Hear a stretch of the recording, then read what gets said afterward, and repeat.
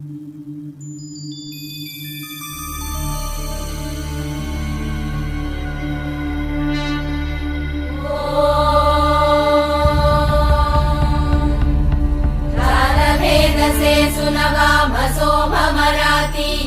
निदहाति वेदः स नः पश्यदति दुर्गाणि विश्वानावेव सिन्धुम् दुरितात्यग्निः तामग्निवर्णाम् तपसा ज्वलन्तीम् भैरोचनीम् कर्मफलेषु जुष्टाम्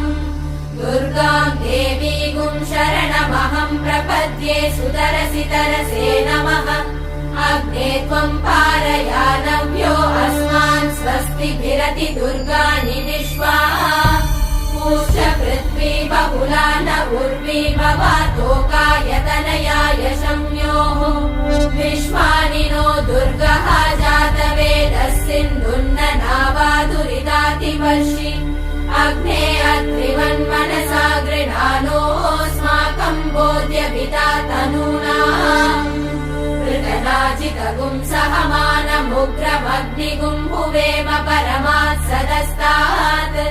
स नः पश्यदति दुर्गाणि विश्वाक्षामद्देवो अतिदुरितात्यग्निः रत्नोषिकमीढ्यो अध्वरेषु सना च होतानव्यश्च सत्सि स्वाञ्चाग्ने तनुवम् पिप्रयस्वास्मभ्यम् च सौभगमायजस्व गोभिर्जुष्टमयुजो निषिक्तम् तवेन्द्र विष्णोरनुसञ्चरेम नाकस्य पृष्ठमभिसंवसानो वैष्णवीम् लोकहिममानयन्